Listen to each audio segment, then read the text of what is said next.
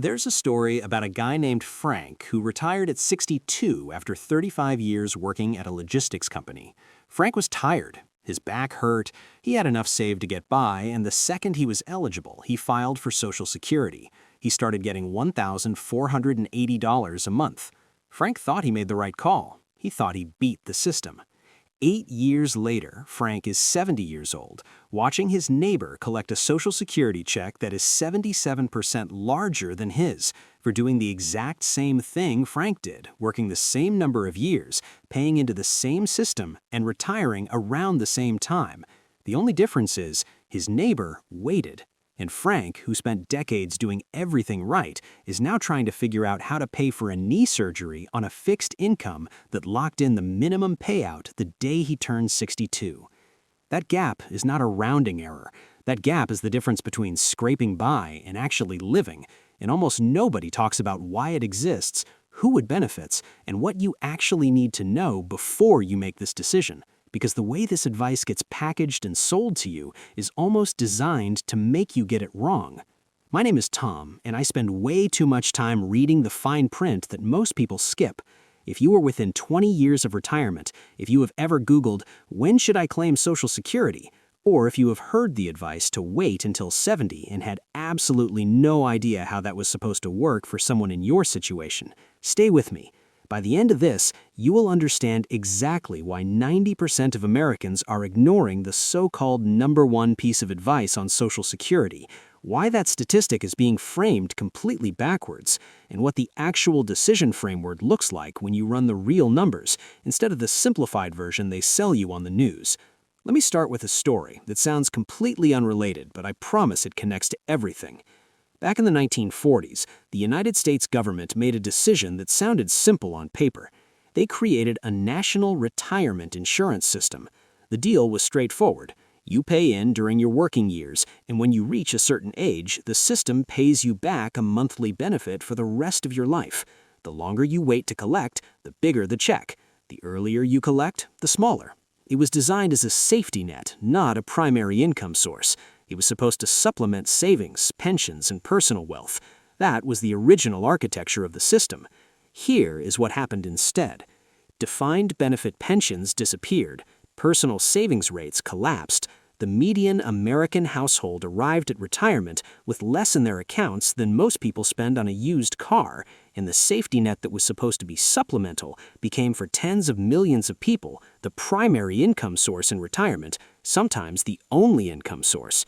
This is the context that gets completely stripped out of every headline you read about Social Security claiming strategy. Because when someone tells you that 90% of Americans are ignoring the #1 piece of advice on Social Security, what they are really telling you is that 90% of Americans are not in the financial position to follow that advice. That is not a behavioral failure. That is a structural one. And understanding that distinction is the most important thing you can do before you decide when to file. Let me give you the actual math first, because this is where most explanations stop too early. Your Social Security benefit is calculated based on your full retirement age benefit. Think of that as the baseline number. If your full retirement age is 67 and your baseline benefit is $2,000 a month, here's what happens depending on when you file. If you file at 62, the earliest possible age, you lock in about 70% of that baseline. So instead of $2,000 a month, you are getting $1,400. If you wait until 70, the latest age that increases your benefit, you collect 124% of the baseline. That is $2,480 per month. You're comparing $1,400 a month to $2,480 a month. That is not a small difference. That is $1,080 every single month, every single year for the rest of your life, automatically adjusted for inflation, guaranteed by the federal government, regardless of what happens to the stock market. Now let me show you what that actually means over time, because this is where the exponential math starts to look like the snowball rolling down the hill. If you lived to 85 and you filed at 62, you will have collected for 23 years. At $1,400 a month, that is $386,400 total over your lifetime. If you waited until 70 and lived to 85, you collect for 15 years. At $2,480 a month, that is $446,400 total. The person who waited gets $60,000 more in lifetime benefits, and that gap widens dramatically the longer they live.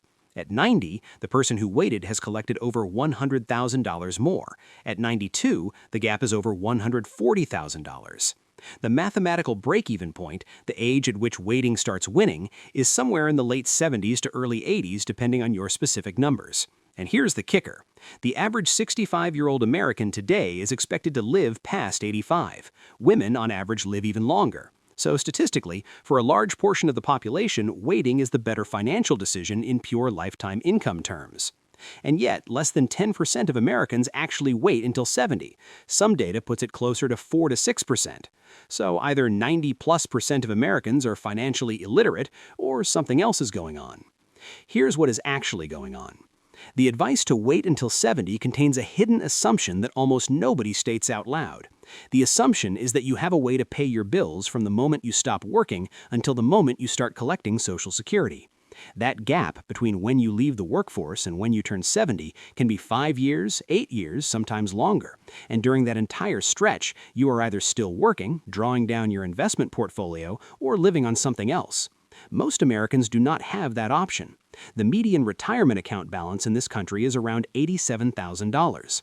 For people headed into retirement right now, the median is higher, closer to $200,000. But even $200,000, using the standard 4% withdrawal rule, only generates $8,000 a year. That's $667 a month. You cannot pay rent, buy food, and cover health care on $667 a month while you wait 8 years for a bigger Social Security check. So people file early, not because they are making a mistake, because they are solving a real problem with the tools they actually have. This is the psychological trap hiding inside the statistics. When you hear that 90% of Americans are ignoring the best claiming strategy, your brain interprets that as 90% of Americans are getting this wrong. But what the data actually shows is that 90% of Americans are not in the financial position where the optimal theoretical strategy is available to them. That is a completely different story. And it is one that almost never gets told, because telling it would require admitting that the retirement savings crisis in this country is severe enough that millions of people cannot even access the mathematically superior option. Let me show you exactly what this looks like in practice. Meet two guys. Call them Marcus and Derek, both 62 years old, both retiring this year. Marcus has $350,000 in his 401k and needs about $40,000 a year to cover his expenses. His financial advisor tells him to wait until 70 to maximize his Social Security, so Marcus files at 62. Wait, he does not file. He delays. He waits. For 8 years, his entire $40,000 annual expense load is coming out of his $350,000 portfolio. That is an 11% annual withdrawal rate. That is not aggressive. That is dangerous. The rule of thumb for a sustainable withdrawal rate over a 30-year retirement is 4%. Marcus is drawing at nearly 3 times that pace right at the start of retirement, which is exactly when sequence of returns risk is most brutal. If the market drops 30% in year 2 of his retirement, Marcus is selling stocks at depressed prices to pay for groceries. He's locking in losses. By the time he hits 70 with a bigger Social Security check, his portfolio could easily be down to $100,000 or less. He optimized for the monthly benefit and ignored the portfolio destruction happening in the background. Now, Derek. Same age, same expenses, similar savings. Derek files at 62 and gets $1,500 a month, $18,000 a year. Now, instead of pulling $40,000 from his portfolio every year, he only needs $22,000 from his investments. That is a 6.3% withdrawal rate, still elevated but survivable with a flexible spending approach. His portfolio stays larger longer. It has more time to compound. He is not selling shares at the bottom of every market crash just to make rent. His overall retirement plan is more resilient, even though his monthly Social Security check is smaller. Both of these outcomes are real. Neither one is obviously wrong. The math depends entirely on your specific numbers, your portfolio size, your health, your life expectancy, whether you have a spouse, and whether your partner has their own benefit. This is why blanket advice in either direction is not just incomplete, it is potentially harmful. Now here's where the psychology gets interesting, and this is the part nobody wants to talk about. When you read a headline that says 90% of Americans are ignoring the best Social Security advice, there is an implied judgment embedded in that framing. It suggests people are making an emotional decision, a fear-based decision, a short-sighted decision. It suggests that if people were just smarter or more patient, they would wait.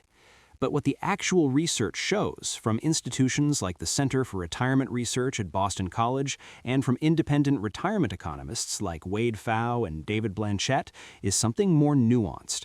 Delaying Social Security can increase your safe withdrawal rate and improve the long-term durability of your retirement portfolio, but only if you have the financial resources to fund the gap without destroying that portfolio in the process. If you cannot fund the gap sustainably, the strategy reverses. Delaying becomes a liability, not an asset. So the real question is not whether waiting is theoretically better. It is whether you are in the group for whom waiting is actually better in your specific situation. Let me give you the framework for figuring that out, because this is the part of the conversation that almost never makes it into a 3-minute news segment. Step 1. Figure out your actual monthly benefit at different claiming ages. You can do this in about 10 minutes on the Social Security Administration website. Create an account, pull up your earnings record, and look at the estimated monthly benefit at 62, at your full retirement age, and at 70. Write those 3 numbers down. This is your decision baseline. Step 2, calculate your gap funding cost. Take your estimated annual expenses in retirement and subtract the Social Security you would receive at whatever claiming age you are considering. The remainder is what your portfolio needs to cover each year before Social Security kicks in. If you are considering waiting until 70, multiply that annual remainder by the number of years between when you plan to retire and age 70. That is the total dollar amount your portfolio needs to carry before Social Security starts. Compare that number to what you actually have saved. If your portfolio cannot handle that drawdown without being severely depleted, waiting until 70 is not the optimal strategy for you, regardless of what the theoretical math says. The strategy you cannot actually implement without destroying your financial foundation is not the right strategy. Step 3. Assess your health and your family history honestly. The break-even calculation on Social Security is heavily dependent on how long you live. The later you claim, the longer you need to live for waiting to mathematically pay off. If you are dealing with significant health issues, if your family history suggests a shorter than average lifespan, if you are not confident about reaching your early to mid-80s, the calculus shifts toward claiming earlier. You cannot optimize lifetime income on a lifetime you do not have. On the other hand, if you are in excellent health, if your parents and grandparents lived into their late 80s and 90s, if you are a woman who statistically will likely outlive a male partner, waiting starts to look considerably more attractive. Step 4. Factor in your spouse. If you are married and your household has 2 earners with 2 different benefit amounts, the claiming strategy becomes a chess game, not a checkerboard. The higher earner's benefit eventually becomes the survivor benefit. That means if the higher earner dies first, the surviving spouse steps up to that larger payment. This dramatically changes the math in favor of the higher earner waiting, even if the lower earner files early. In a married household, you are not optimizing one benefit. You are designing an income structure that needs to work for whoever lives longer. And statistically, in a married couple, there is a significant probability that at least one person lives into their late 80s. Step 5. Think about what you are actually trying to solve for. This is the question that cuts through all the noise. Are you trying to maximize monthly income because you genuinely cannot afford to get by on a smaller check? Then file when you need to. Are you trying to protect against the risk of living longer than your money? Then waiting is your best insurance policy. Are you trying to reduce the pressure on your investment portfolio so it lasts longer? That analysis depends entirely on your gap funding math, which takes you back to step 2. Are you trying to protect a surviving spouse? Then the higher earner should probably wait, and the lower earner should probably file earlier to cover expenses during the gap. There is no universal answer. There is only your answer, which is why anyone who gives you a universal answer should immediately lose your confidence.